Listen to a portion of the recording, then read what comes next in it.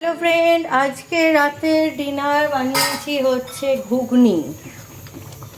আজকে ছট পুজো, তো আজকে একটু ঘুগনি বানালাম। ঘুগনিটা হয়েই গেছে।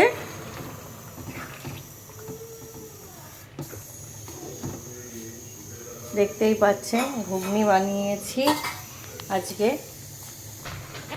এর মধ্যে সামান্য একটু গুঁড়ো মশলা আমি দিয়ে দেবো।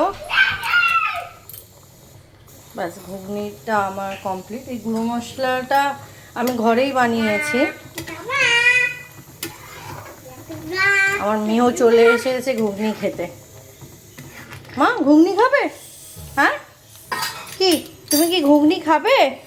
চামচ নিয়েছো? চামচ দিয়ে কী করবে? ঘুগনি খাবে? আমার ভিডিও যদি আপনাদের ভালো লাগে, একটা লাইক, সাবস্ক্রাইব আর বেল আইকনে একটা ক্লিক করে দেবেন। Thank you.